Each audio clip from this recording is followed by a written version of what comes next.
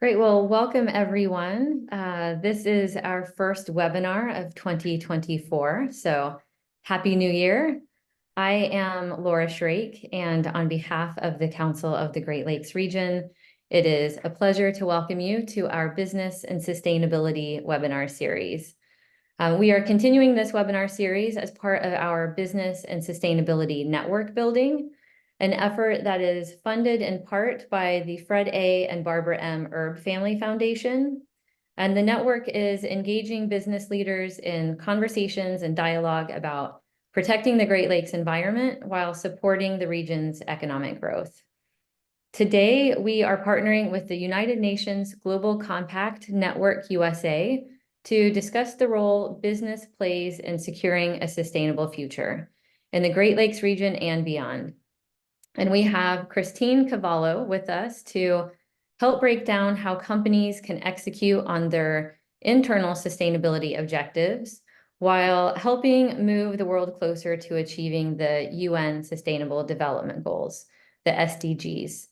The Council of the Great Lakes region is proud to be a participant in the UN Global Compact. Our commitment to strengthening the long-term competitiveness and sustainability of the binational region embodies the UNGC's vision of mobilizing a movement of companies and stakeholders to create a world that is more sustainable and just. And we are using our platform to support this vision in the Great Lakes region. So when we are talking about the Great Lakes region, we're referring to the economic region, which includes the 8 US states from Minnesota to New York, and the 2 Canadian provinces of Ontario and Quebec. Holding 20% of the world's surface freshwater and having a relatively stable climate and fertile soils, we are extremely fortunate for the natural resources we have in this region. Protecting them while supporting economic growth is at the core of the Council's mission.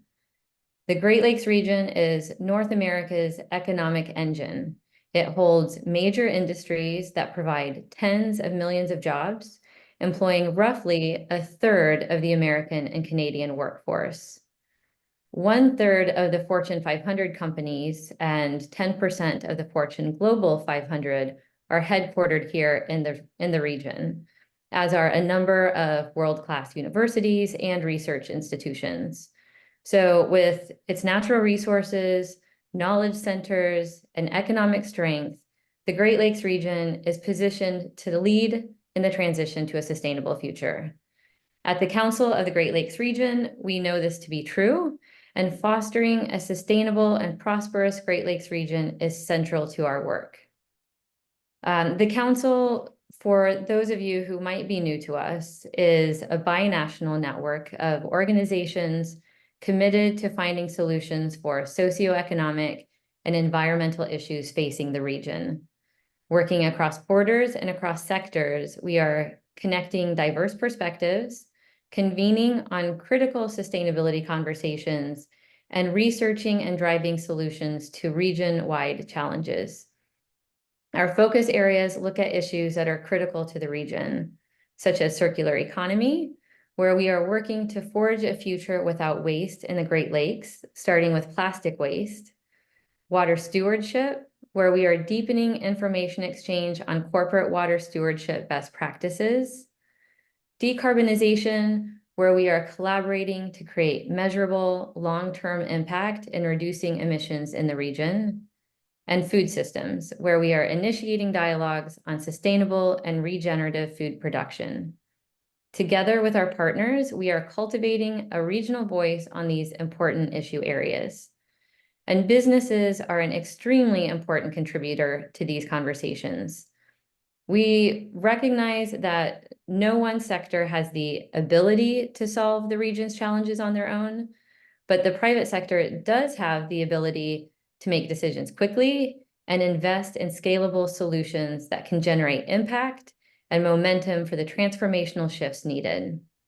And so that brings us to today's webinar, focusing on the role of business in achieving a sustainable future in the Great Lakes and beyond, and moving the needle on the 2030 Sustainable Development Goals which serve as a global blueprint for a sustainable future.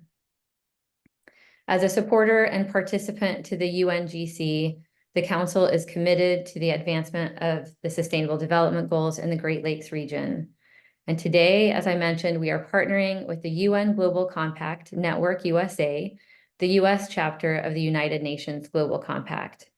With us from Network USA, we have Christine Cavallo, who will present on the SDGs and the potential that lies with the private sector in achieving a sustainable future. Following Christine's presentation, we will have some time for Q&A where we'll try to get to as many questions that have been submitted with the registrations, as well as questions that are submitted live. And so with that, let me introduce you to Christine. Christine Cavallo is Network USA's engagement manager.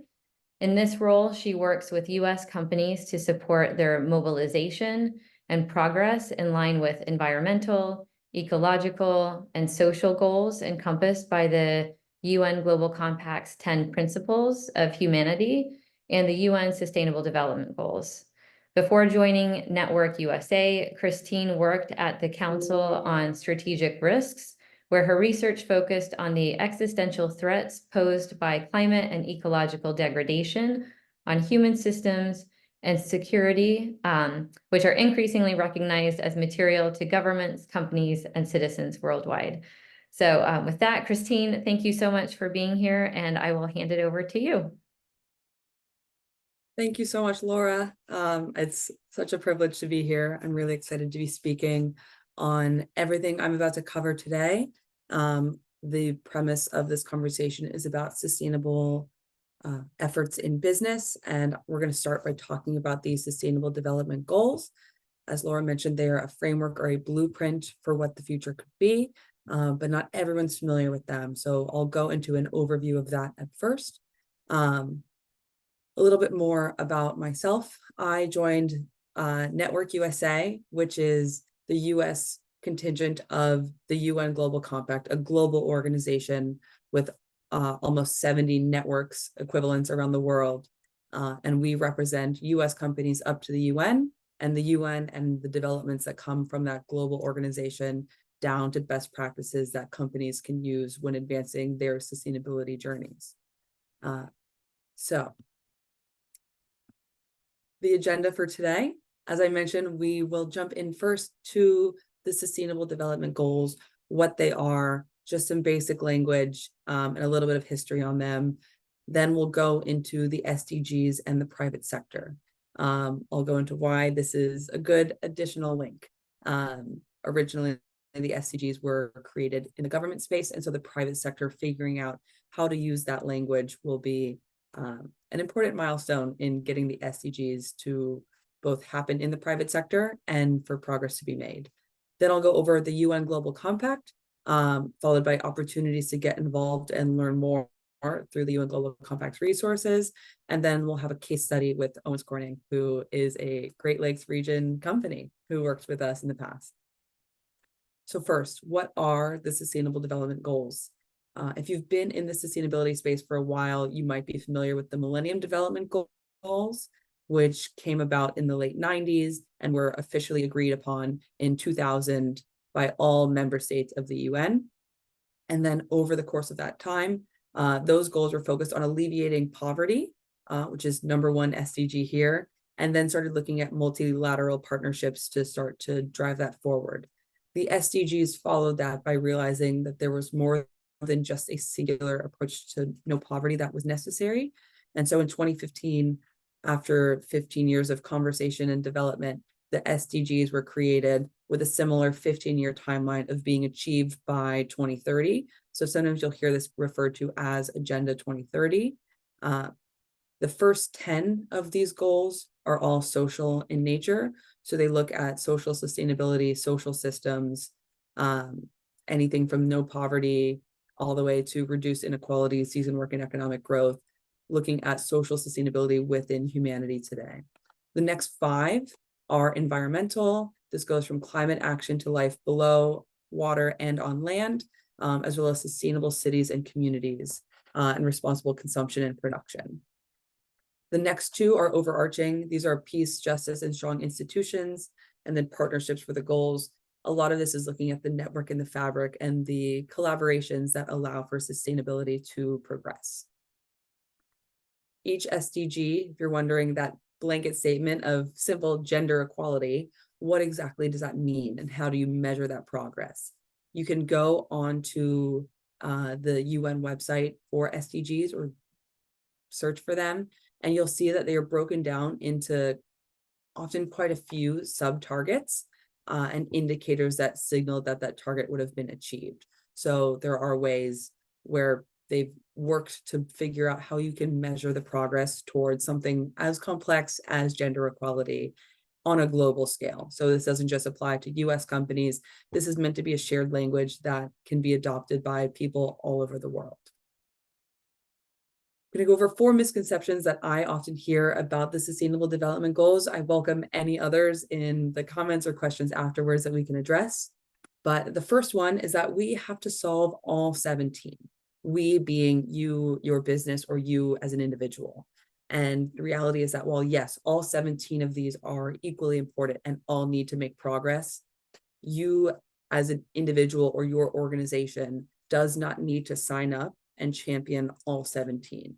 A lot of companies that we work with end up identifying between 1 and 5 as their areas for maximum impact. And so that scoping is a conversation that sometimes needs support, but it's scary to think about all 17. The reality is most people find their niche and they drill in there. Second, you need to be a participant of the UN Global Compact or some other UN relationship in order to use the SDGs. Also not true, they are open source. You could use them today. Whether or not you're using them to the best of your ability and you feel like you're well-resourced and able to use them to their fullest extent and potential, a completely separate question, but there are a lot of resources out there to help you figure out where those indicators might best link to your business. Third, we need to reinvent our entire business model in order to achieve the SDGs. Again, that's not the case. We have a lot of companies who are already doing great work and are quite aligned with the SDGs, and it's more a matter of figuring out where those connections can happen, and it becomes quite an organic match a lot of the time. So that's another thing companies, when they start to look into this and do this work, realize that a lot of the work that they're already doing is moving in the right direction, and we just help to support and figure out where that can be strengthened. And then finally, we have to figure out everything with the Sustainable Development Goals and sustainability on our own. Again, very much not true, whether you have a sustainability team in your organization or you're smaller and you don't, or that's just not been a historic focus. There are organizations, the UN Global Compact being one of them, that works as a partner to support you in the work that you're trying to do. So no, you do not need to figure out how to navigate this on your own. And hopefully over the course of today, I'll talk through some that can give you direction into where your next steps might be for your own sustainability work. Next, we'll go into SDGs and the private sector.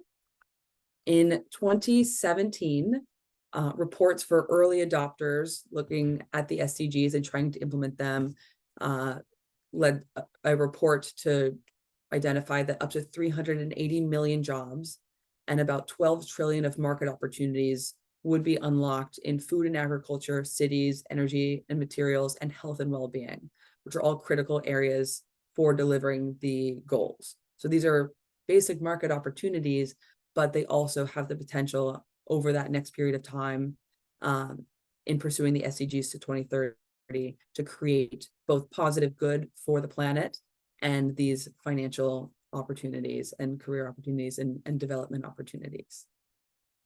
In 2018, early on in the SDG journey, looking at case studies from countries around the world, found a few issues in how people would procure development financing and otherwise mobilize the funds to pursue the Sustainable Development Goals. A lot of it was coming from the UN. It's quite heterogeneous where that's seen in different countries. So clarifying and sharpening what the role of the UN would be in deploying the SDGs was going to be necessary.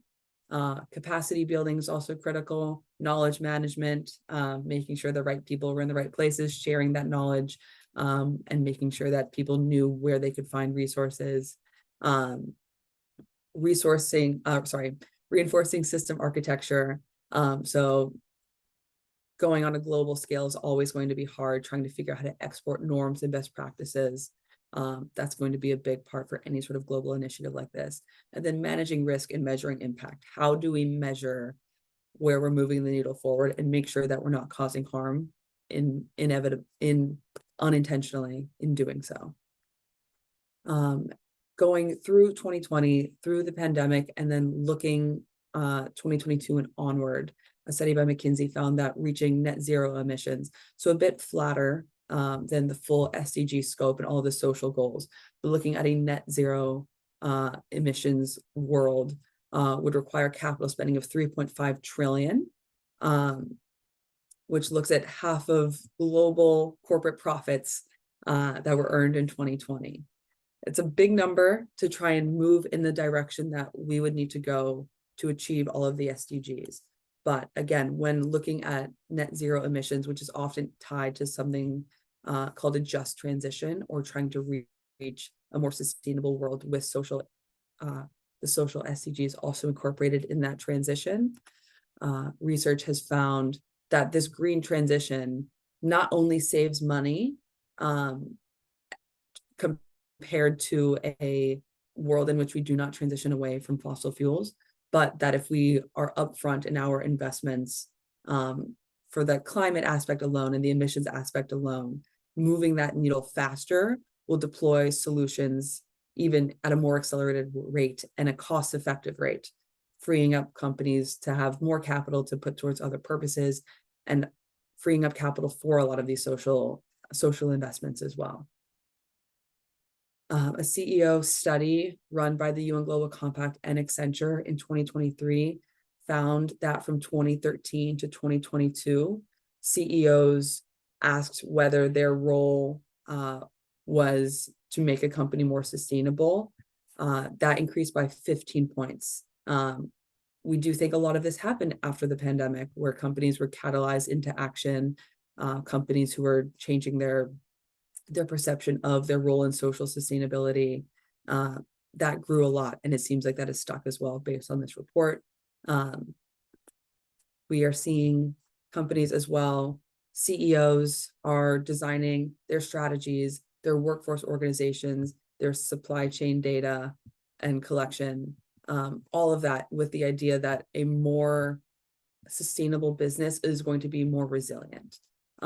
Today's operating environments for business are facing constant disruption and concomitant risks, be it lack of available labor, supply chain issues, and the like, that require them to have more strategies that are built towards resilience. In 2022, the Edelman Trust Barometer found that businesses had actually eclipsed both governments and non-government institutions as being the most trusted institution, and expectations for companies to take on that social role have been rising. And then to build resilience, as I touched on, CEOs are prioritizing the sustainability actions you see on the right of the screen, deploying that across their strategy, governance, workforce, technology operations, and their value chain.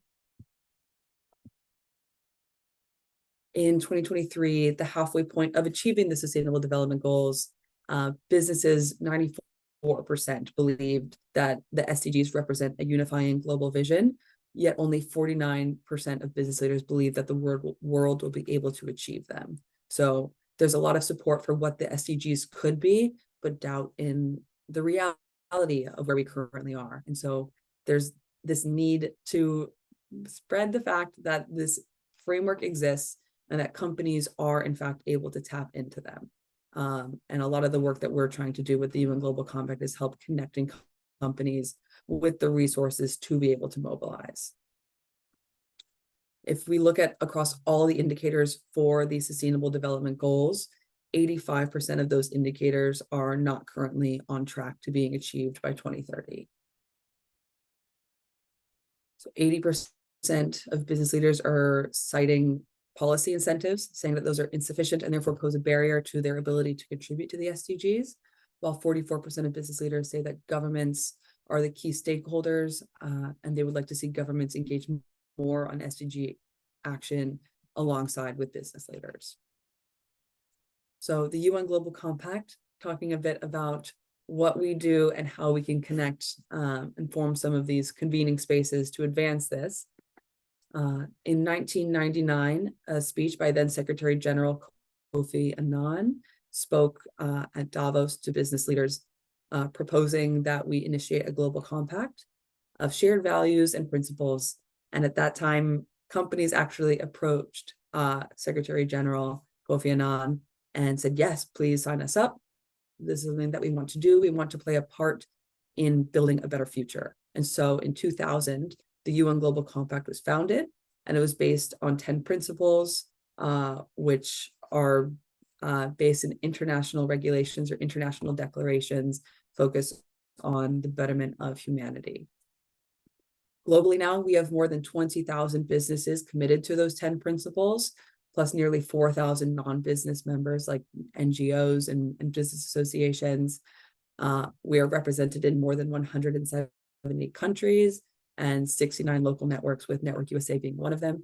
And those companies represent 87 million employees around the world. In the US alone, we have 15 board seats, which are US companies, and they design our policy. They inform what we are pursuing in our programmatic efforts and our resources for companies, and they guide the way that we navigate the US market. We have 1,100 participants in the US alone, including over 660 companies and more than 260 companies with over $1 billion in revenue in the US alone. In the UN Global Compact, we focus on helping companies to drive impact on specific goals that they already have and figure out where they have an outsized impact. If you think back to those SDGs, picking which SDGs are their niche where they can really drive progress, and then helping them to both identify and then pursue that progress. We help companies to scale ambitious action by way often of connecting companies with other companies doing similar work, creating spaces for shared dialogue and amplifying effects that can help drive collective action forward. And then we help companies to make measurable progress. So all of our programming is designed to help companies move the needle, and our annual reporting function similarly helps companies to see year over year where they are making progress and where they can continue to strengthen. Our 10 principles are based in the Universal Declaration of Human Rights, the ILO Declaration on the Fundamental Principles and Rights at Work, the Rio Declaration on Environment and Development, and the UN Convention Against Corruption. And these 10 principles falling into human rights, labor, environment, and anti-corruption, about 15 years after the UN Global Compact was formed, have expanded to also be translated into the UN Sustainable Development Goals. So as I mentioned earlier, the member states of the UN approved these Sustainable Development Goals that was developed by those member states, effectively by government for government. And so the work that the UN Global Compact does with the initiative of companies saying, yes, we want to play a role in this sustainable future, we play a significant role today in translating these Sustainable Development Goals to the business space and helping companies to figure out how this works for them, how they can connect with it through our programming, and advance their sustainable efforts with the SDGs often as a framework that they prefer to tap into and communicate their goals according to. Now I'll go into some of the opportunities to get involved and learn more about the UN Global Compact. All of our engagement opportunities span across these concepts of connecting with other peers. In the US, we are working to convene our participants as often as possible. I'll go through some of our programming that enables us to do that, but we're also at events, and we encourage our participants to reach out and discuss with us what their issue areas are so that we can continue to support the progress of those areas. We have a learning tool with our academy. We have leading opportunities, so speaking at webinars, speaking on panels, co-producing white papers with us and research that is advancing the future of corporate efforts in sustainability, and then communicating on our annual communication on progress, which builds a lot of transparency in the corporate space. It allows companies to also see the work that they're already doing. One major event, if anyone, will be at GreenBiz in February 12th through 14th. We will be in attendance. We have a discount code as well. So if you scan the QR code and you don't already have tickets, you're welcome to scan that. and then join us there. The conference is fantastic. And there's a lot of great speaking on the intersection of sustainability and business. But then also, while we are there, we will be hosting a panel event and a roundtable centered around our newest white paper that we'll be releasing, called From Ripples to Waves, focusing on the value of corporate water stewardship and key case studies from our participants who are engaging in their own water usage in innovative ways, sharing best practices. So again, if you're not even going to GreenBiz, but you are in the Scottsdale area or the Phoenix area and would like to join, we absolutely welcome your attendance, whether you're a participant or not, and would be very encourage anyone to join us out there. One of the tools that the UN Global Compact does offer is our academy. So all of our participants and every employee of a participant in the academy, or in the UN Global Compact, excuse me, has access to the academy. So you can go on, do anything from our foundational e-learning courses to deep dive workshops and proper trainings. Here you can see the new to the SDGs and some further dives in the SDGs for our 8-step ambition approach. These are tools that are available on the academy, completely free to any of our participants. So we often see companies coming in and using these for any practitioner in their organization. It's a great tool as well if your sustainability efforts are split between multiple teams. And we have, it's a very frequently used platform. I also want to touch on 2 accelerators. These are like mini master's programs. This is one of the tools that we have for learning and connecting. Companies will apply and then join cohorts on one of a few different issue topics. The 2 we have upcoming are climate ambition, which are helping companies to become equipped with the skills and knowledge they need to move towards a 1.5 degrees Celsius pathway. That's often also known as Science-Based Targets Initiative, or SBTI. And so companies that are interested in doing that but don't know where to start would take advantage of this accelerator to implement all of those next steps. Then following that, in March, we will open applications for our Target Gender Equality Accelerator. This is for companies to do first a scoping assessment as to where they currently stand across their organization with their gender equality efforts, and then implement policies and practices that can help them move towards gender parity within their organization, starting with their leadership levels at the board and in executive management. These accelerators are free to all of our participants as well, and they have really been incredible. We're often putting together waiting lists. So if you are interested at all and want to express that, feel free to reach out and I can share your interest and we can make sure that we're getting you all the information that you would need. But they're really just incredible programs. Beyond that, also asynchronous, part of what I just mentioned with the Target Gender Equality Accelerator, we have our gender gap analysis tool, which you can take yourself through on your own, as well as your SDG Action Manager and your Decent Work Toolkit for sustainable procurement. We have a lot of tools like this companies are taking advantage of to help inform their sustainability teams on where to innovate and where to implement things that would be best practice globally, which is fantastic when you're a company, especially one that is multinational and navigating different regulatory environments. These are great tools for that as well. Lastly, I want to touch on something called Forward Faster, which is, as I mentioned, the SDGs are not on track for the most part. 85% of the goals are not where they need to be achieved by 2030. Thus, we have our Forward Faster initiative where companies are rapidly signing on and committing to areas where businesses have a significant point of leverage and are able to drive that change. We aim to increase measurable, credible, and ambitious action from thousands of companies that will help us deliver on the SDGs through first action, companies committing and taking action on ambitious SDG-aligned targets. And that progress is tracked publicly, both for them and for the global understanding of where we are on the SDGs. And then advocacy. So those same companies engaging in responsible policy advocacy to further create SDG-aligned enabling environments.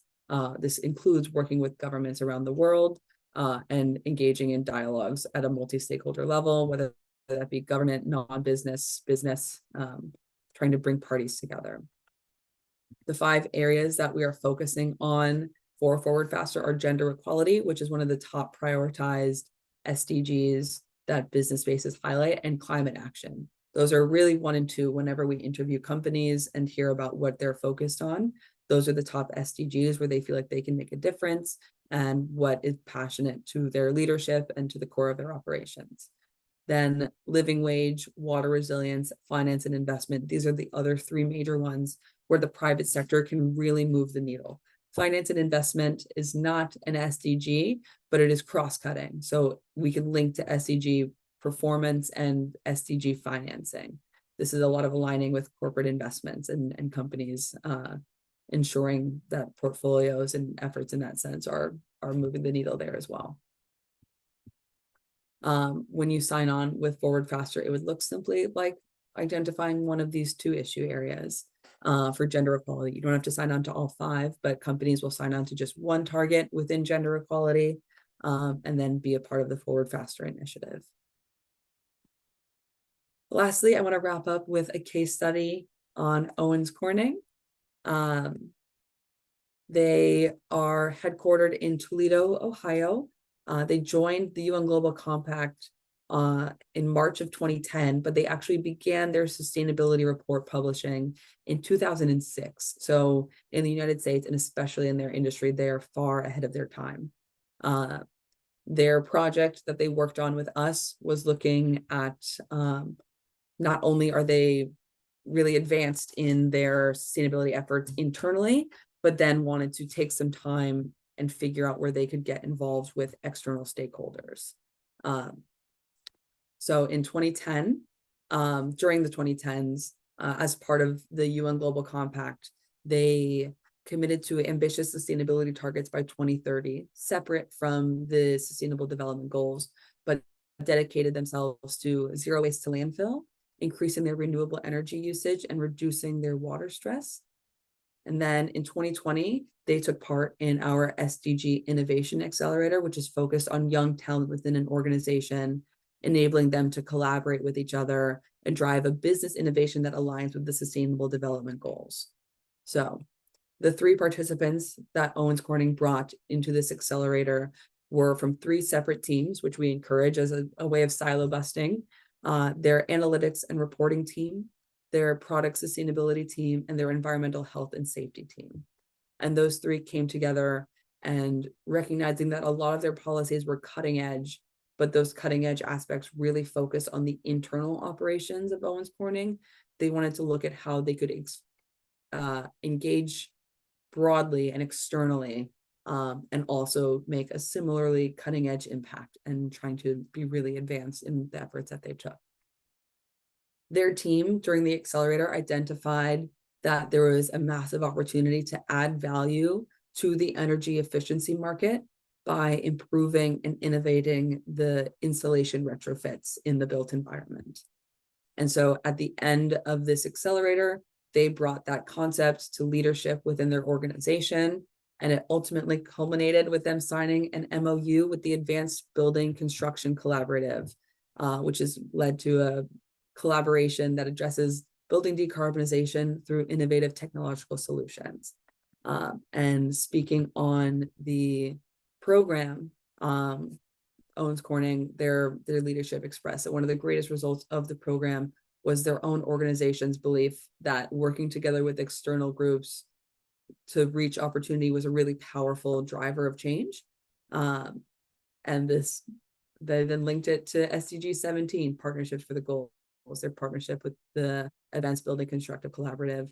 And then with this cohort as well, it's a sort of Chatham House rules format with 15, sometimes 20 other companies also going through it and coming together with the UN Global Compact Accelerator. So wrapping up here, the Sustainable Development Goals, again, they're a framework where companies will often identify several, not all, to find links to their operations and areas where they can drive impact.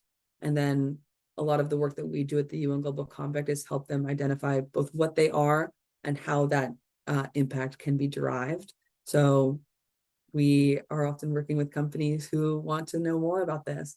We have some open source resources as well for our non-participants, but if you have any other questions, happy to discuss this further. Thanks, everyone.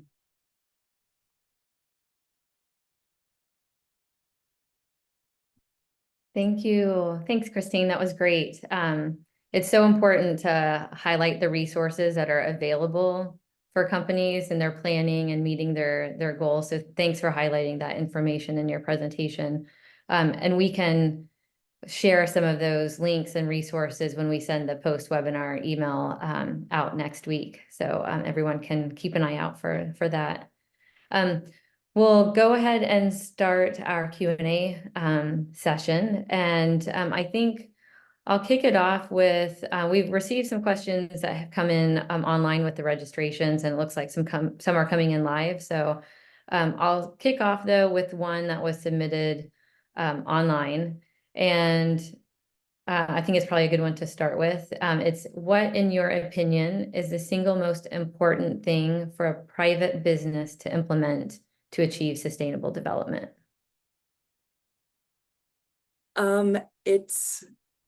It's hard to narrow it down to any one single thing. But I think going off of the UN Global Compact's framework, I think recognition at the leadership level that this is important can unlock so much more even within your organization. So we have companies coming to us where they have internal stakeholders who are very keen, but it's hard to even get in touch, depending on the size of the organization and their structure, hard to get in touch with the leadership to get the CEO letter of commitment signed. But there's a difference between organizations where the leadership from the top down is bought into sustainability and companies where that sustainability effort is really siloed away from the business's operations.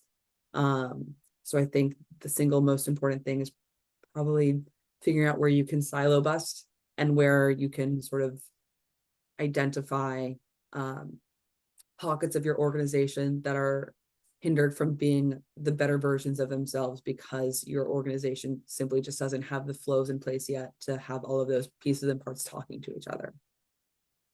Yeah, that's good. And I think you kind of touched on it in your presentation about one of the sort of misconceptions of companies thinking that they need to achieve all 17 of the SDGs, and probably for companies to, understand what is material to them, because that's where they can really put that emphasis and focus to have a bigger impact moving forward. I think that sometimes it can be overwhelming for companies to know where to get started, but that material assessment and of course having that leadership buy-in is so important. Well, so another question, and I guess it kind of I guess it's a good one to follow, is in terms of measures and targets. What would be useful measures and targets for medium-sized businesses to use to determine their sustainability progress? And I think this might be maybe a good opportunity to kind of touch on companies of different sizes and scales also. I mean, this question is specific to medium size, but could probably be addressed for all sizes. Yes.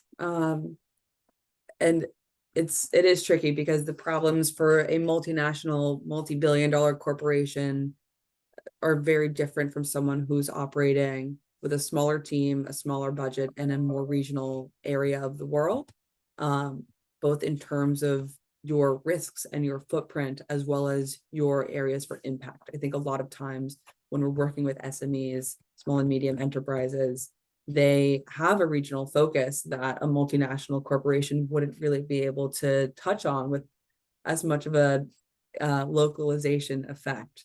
The UN Global Compact originally was created with the multinational corporation in mind.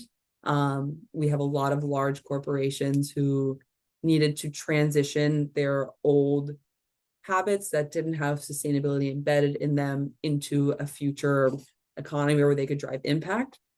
Whereas smaller organizations, a lot of them, especially newer ones, were built or constructed in the last 15 years with an eye that sustainability might be important.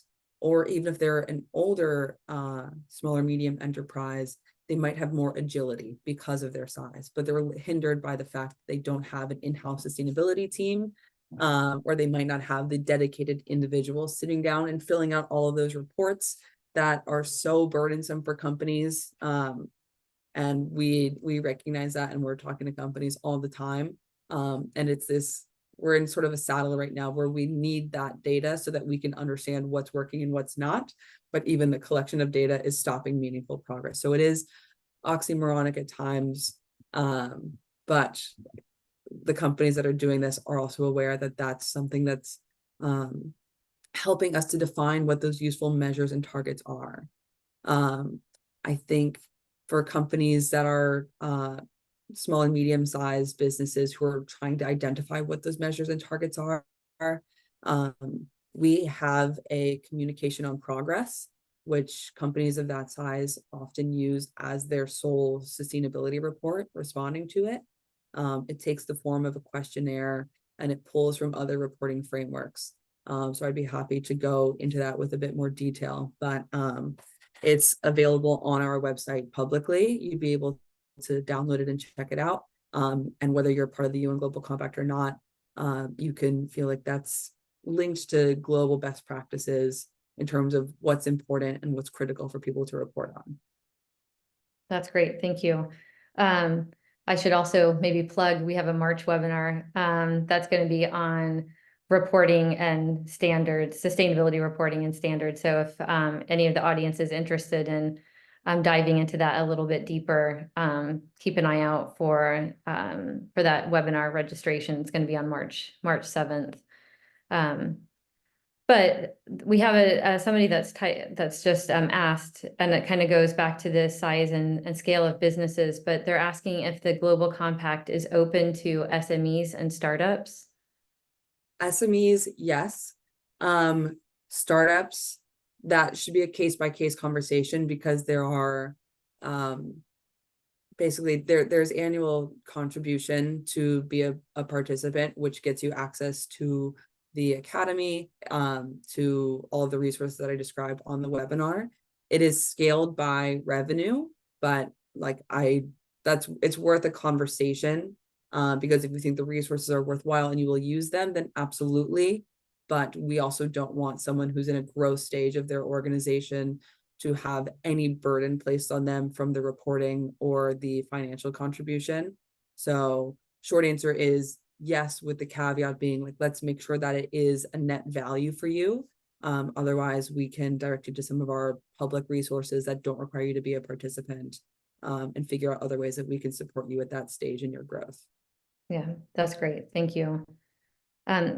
We also have someone in our audience who has pointed out that the needs and purpose of each business is unique and exponentially so at the state level. And she wants to know how the SDGs can help streamline sustainability for businesses. How do you address that? Yes, especially in the US, sustainability regulations are quite heterogeneous depending on where you are. The SDGs are meant to be a global framework. So they're meant to be sort of your skeleton that you can then take and put towards whatever environment that you're operating in. So it's not necessarily one or the other. It should, in my view, be seen as your scaffolding for how you then go about approaching your local regulations, whatever they may be, or lack thereof. I think the trickiest is when we lose regulation, but you know that there are other parts of the world where you'd like to operate in that still have them, or perhaps other parts of the world are advancing farther than where you are, like right in your backyard.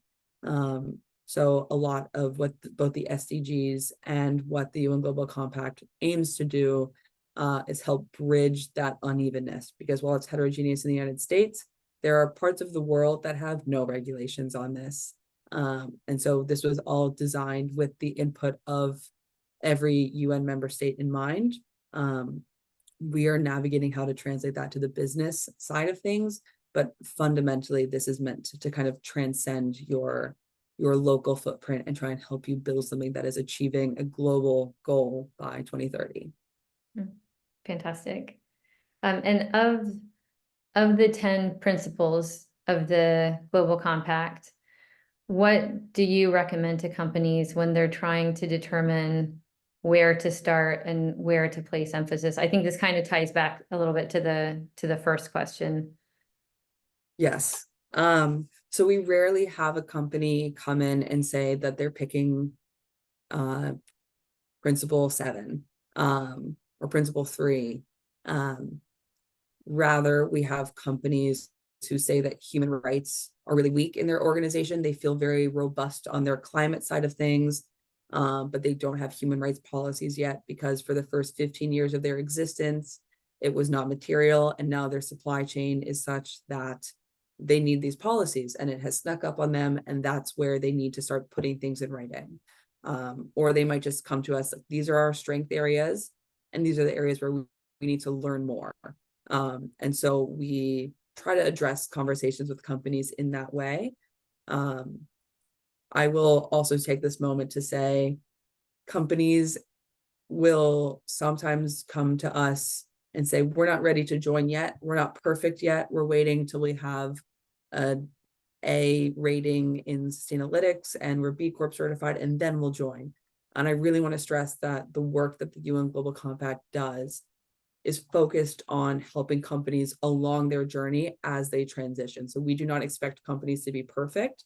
A lot of what we have is to develop these policies on human rights and anti-corruption and climate and labor.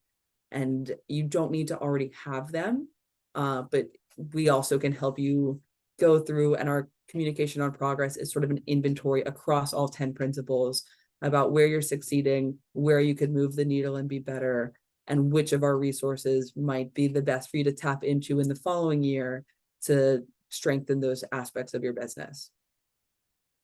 I think that's a really important reminder that is part of the journey. It doesn't come in at the end of the journey. Yeah, exactly. And I'm going to pull a question that's just come in from Michael because I think it kind of connects a bit, but he's asking from an engagement perspective, which of the SDGs do you feel fall short in engagement with participating companies? That is a great question. My background is in environmental and ecological sustainability. The social side I saw as sort of an intersection to that, but I never really focused on the social side, I'm speaking personally, until more recently. And I think recent conversations with companies right now are expressing that in the last few years, they've done a lot of work on climate. They've looked at their water footprint and their environmental footprint, and that's not to say that they're claiming to be perfect, but they have a roadmap built out a lot of the time. And it's the proactive companies who are reaching out to us rather than us like trying to reach out to companies and have the conversation the other way around. A lot of companies are expressing that their social sustainability, those first 10 sustainable development goals, while they aren't dismissed as being unimportant, I don't think that they've sat down and been able to construct as much of a roadmap. I don't think those resources are available in the marketplace. And so we are having conversations with companies who circle back to us and say social sustainability, that's the first 10 SDGs that exist within the UN Global Compact. We're not finding those resources elsewhere. And so I think that's I don't want to say it falls short, but it might be underdeveloped relative to SDGs 11 through 15 on sustainability and climate. And so I think that those 10 galvanizing support around that and helping companies to build those policies out more robustly, I think will be the future of my day-to-day work, at least. That's great. And how, so if companies want to take advantage of the resources that the UNGC offers to its participants, how can a company go about joining the UN Global Compact? Sure. It is pretty straightforward. I'll reshare my screen. But the joining process is, yeah, it's quite simple. So you will review the application guidelines. They're available on our website. It will be a letter of commitment signed by your CEO. We have a template. The letter of commitment requires you to commit to a few different things, including reporting annually on your progress. It must be signed by the CEO of your organization. So it can't, unfortunately, be the head of your sustainability team or a vice president. If you are in an organization where you don't have a CEO, but it might be governed by a board of directors and it's a special case, it can be signed by essentially what we refer to as your highest level executive. And for the most part, for companies, that's your CEO. Then you'll submit the online application form. The documents that you'll need are that letter of commitment signed by the right individual, and proof that your company is headquartered in the United States, or wherever you are headquartered. You will then become a participant of that country. So you're linked by where you're headquartered. If you operate in multiple countries, then you would be able to say you're headquartered in the UK, but have substantial operations in the US, and you want the US focused programming that I went over. You'd be able to join as a subsidiary as well. And then they're all a connected web within the UN Global Compact. And that's a separate conversation, which might get a little bit too in the weeds. But yeah, the application is fairly simple. I also mentioned that there's the annual, the contribution rates. Those are all published on our website as well. So if you have questions, you can find them there, but happy to talk about that as well. Oh, and they're Great. here. Oh, there you go. If anyone wants to see them. And these are flat rates imposed at the global level for any company joining Network USA. Okay, that's great. And I think we've just put a link in the chat for everyone if they want to navigate to that website where that information is. So, all right, that's great. Thanks, Christine. And so I'm curious and so as somebody from our audience, what are some of the most common hurdles for companies to get started, or obstacles that prevent them from strengthening their sustainability goals? So I guess maybe that's obstacles in terms of joining the compact, but also just in general of starting out their sustainability journey and strengthening their targets. Have you witnessed any sort of common hurdles or obstacles that seem to repeat themselves? I do. I'll just give a nod to the fact that the reporting requirements, depending on the industry you're in, can be really burdensome. They're time consuming, and we understand that and empathize with that as we're working with sustainability teams constantly day to day. So we hear that. I don't think that is a prohibitive burden per se, but I just want to acknowledge that is a pain point. I think the burden is, or the thing that is prohibitive is that people don't know where to start. And it's kind of like, sorry for the sustainability analogy or lack thereof, but it's like eating an elephant. It's such a task to take on at once, especially if you're trying to steer an organization as an individual and figure out where best practices are. And so that's what our resources are designed for, is to help support you in doing that and sharing best practices and helping you to galvanize a team around that with more confidence. I think that's quite hard. And I also think in the sustainability landscape, whoever's doing it the best probably doesn't even know that they're the best at it right now. They haven't written a white paper and they haven't shared it publicly. So wherever that is in the world, the chances that you as an individual on your own are going to find it, I think, are quite slim. So the more that we can create these convening spaces to share best practices, I think in the landscape that we're in with sustainability and where we can drive impact, that the channels of the lack of communication channels are one of the biggest hurdles or obstacles, and I think will also be the things that unlock progress going forward. So we have peer learning groups for that purpose, actually. Great. Yeah, and I think, I mean, the Council of the Great Lakes region is certainly trying to do our part with the making sure that that is not a hurdle, that the communication, the information is being shared across across sectors and across different stakeholders. One of the audience members has put forward a good point and a good question, stating that in many sustainable future discussions, the need for collaboration emerges. And she's asking, what are the barriers to collaboration and the opportunities? It could be not knowing, truly not knowing that these other institutions are working on the same thing. I think there's a market competitiveness to producing the sustainable future. And like there's a problem with innovation. Like it's always a market opportunity to be the first to something.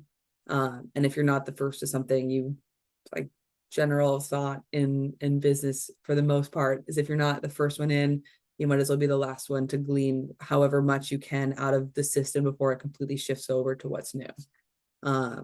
So I think environments that incentivize collaboration and forward progress, those could be strengthened to help companies. But a lot of it, I do think, is just not knowing where to look. Again, the work that we do often has Chatham House rules, and we operate in a pre-competitive environment with our accelerators. So companies are not like going to market head to head with the things that they're coming up with and innovating on, but they are able to share the fundamental principles and the best practices across to each other, without it being a like as someone else had put in the chat, like shareholder driven approach.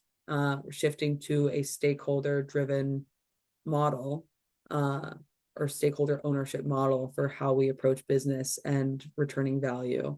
And I think that transition will take time, but there are baby steps we can take to kind of lower the guard and share those best practices. Yeah, absolutely. I think sometimes those barriers are the simple things like just the awareness, maybe not having those relationships already formed. And I know that the UN Global Compact is certainly doing their part to break down those barriers. We at the Council of the Great Lakes region are also doing that, trying to make sure that, you know, all of our creating opportunities and programs that are collaborative and multi-stakeholder driven. And so yeah, we'll certainly do our part to continue getting that information out there and hopefully breaking down those barriers that sometimes seem to be a roadblock for collaboration.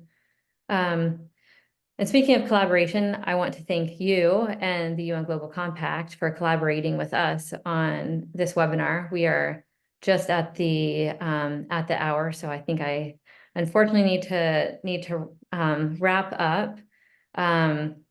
But yeah, certainly appreciate the work that you're doing in the Global Compact, and I think it's clear that the knowledge, the innovation, the resources are available, and so there's really no reason why we can't be ambitious.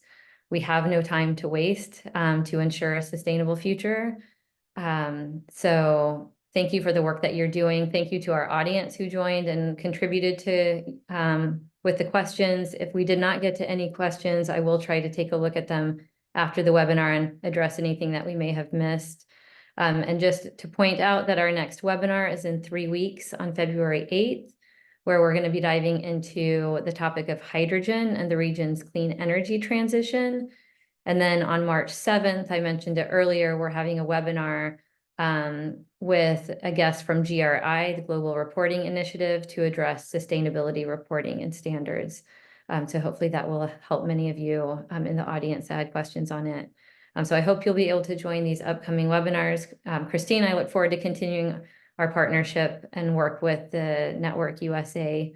And thank you again. Thank you, Laura.